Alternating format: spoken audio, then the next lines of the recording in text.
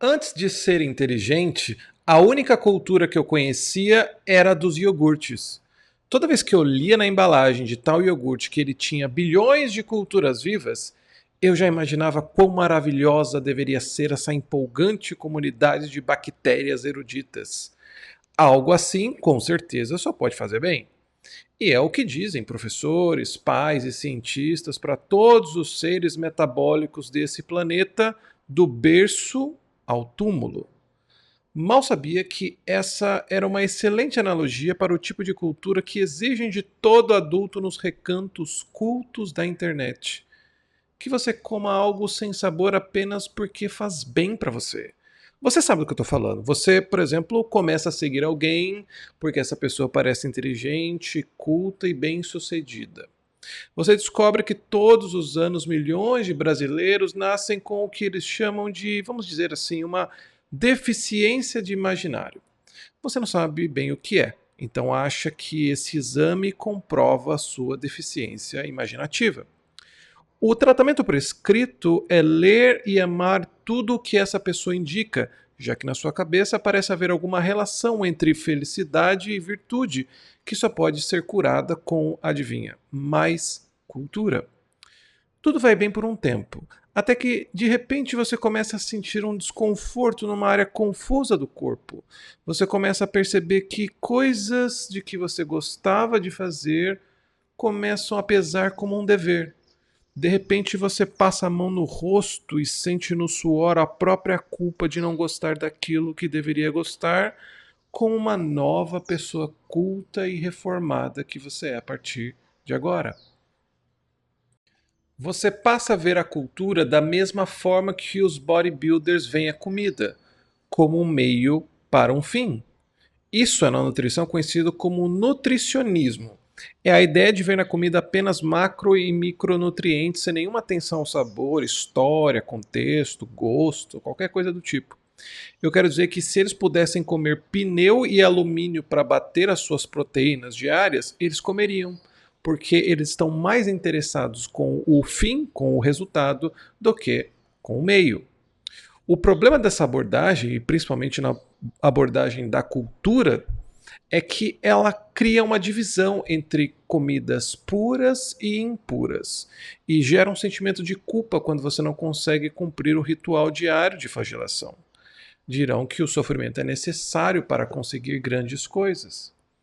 A verdade é que eles não podem acreditar que é possível alcançar o que eles querem sem sofrer inutilmente, porque eles juram que só coisas difíceis valem a pena. O prazer é um pecado e a graça uma ilusão. Curiosamente, eu não vejo nenhum deles lavando roupa no rio ou guardando a comida no sal em vez da geladeira para darem mais valor ao que vestem e ao que comem. Existe método nessa loucura, não dá para negar, mas eu acho que a vida já é duro bastante para você ter que inventar sofrimentos desnecessários.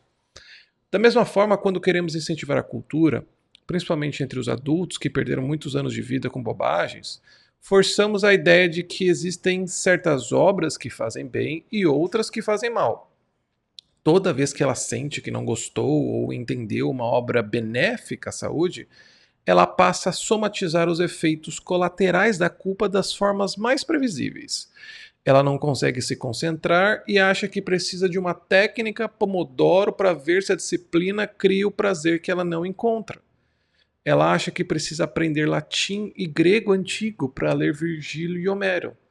Do contrário, ela não vai entender profundamente as obras e talvez ela não entenda nem mesmo a língua portuguesa.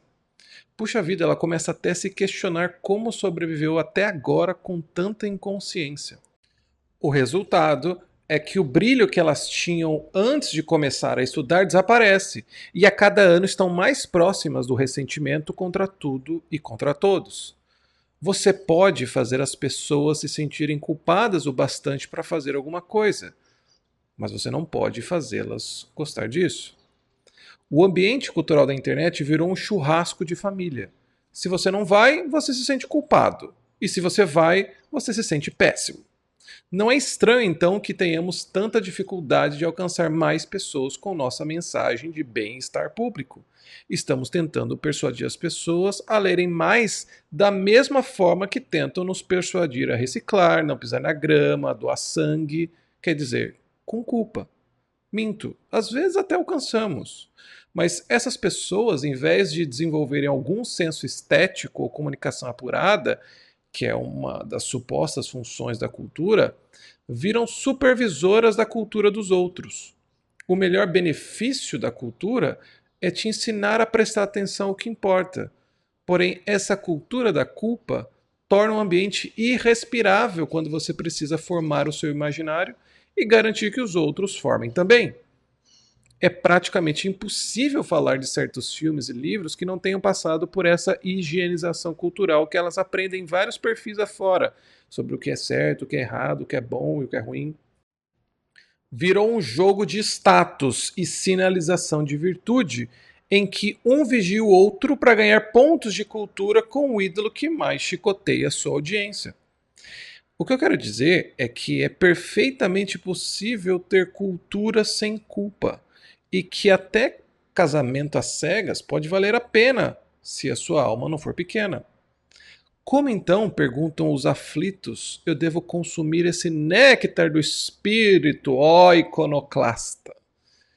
Eu acho que não é preciso gostar nem participar para apoiar certas causas.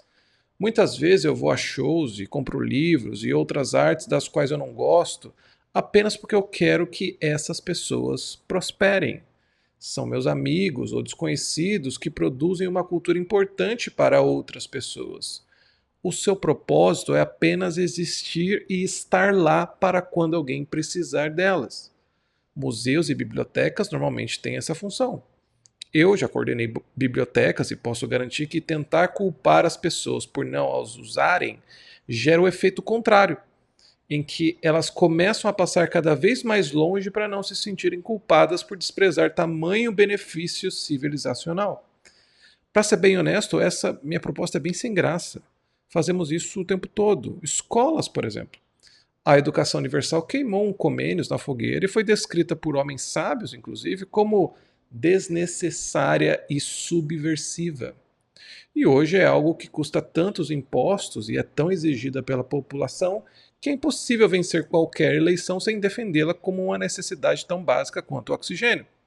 No entanto, a maior parte das pessoas passa a maior parte da vida fora das escolas e raramente se importa com elas depois que se formam. O que eu quero dizer é que essas coisas precisam existir, mas que você não deve se sentir culpado por não as utilizar.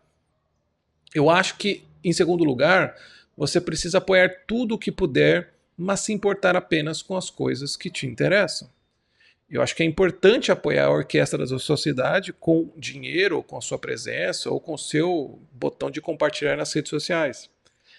E é bom tentar ler as obras consideradas importantes, ver os filmes clássicos. Mas ninguém é obrigado a se interessar por tudo, ler tudo e ainda por cima gostar de tudo. Você precisa entender que a luta do pessoal da cultura com culpa é contra o prazer, é contra o gostar. Para eles, isso é um sinal de imaturidade e falta de disciplina. Não surpreende que até hoje nenhum artista tenha surgido desse meio. Ninguém gosta do que faz. Agora, quando você se torna capaz de dizer em público: olha, eu li tal coisa considerada sublime, entendi, mas achei meio chata. Pronto, você já se libertou.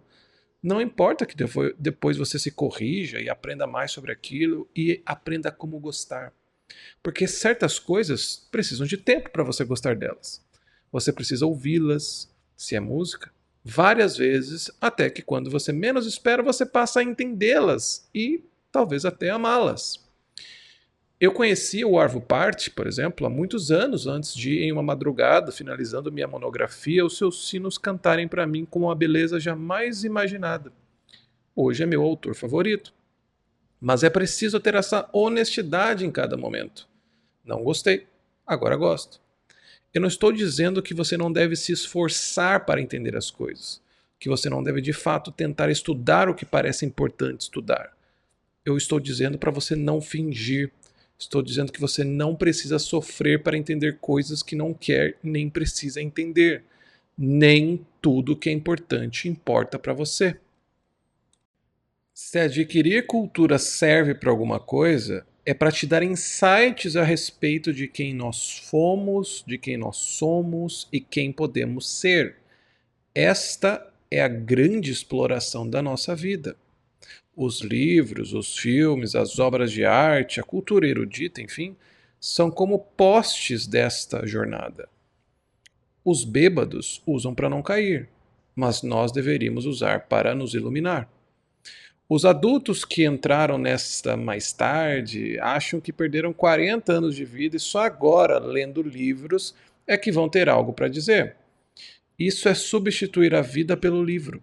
Elas têm 10, 20 anos de sofrimentos e alegrias que nunca encontraram uma voz e preferem adiar mais uma década esse confronto para, sei lá, começar a ler filosofia medieval, porque afinal não dá para entender nada sem ler São Tomás antes. Outro exemplo típico é o das artes plásticas. É realmente muito difícil entender pintura ocidental antes do século XVIII sem conhecimento bíblico e mitológico. E se você é uma pessoa interessada, o culposo agora, em vez de simplesmente ler o História da Arte do Gombrich, por exemplo, com o qual ele já iria mapear quanta informação ele precisa para entender mais sobre as pinturas, ou até ver uma aula sobre uma pintura que tenha chamado a sua atenção no YouTube, ele vai se colocar como obstáculo agora aprender grego antigo e hebraico para ler todas as fontes no original, para só então se arriscar a entender uma pintura renascentista. Ele vai precisar conhecer toda a Bíblia e toda a mitologia antiga antes de se arriscar a, sei lá, entender o que pode haver de interessante nas pinturas renascentistas com temas mitológicos.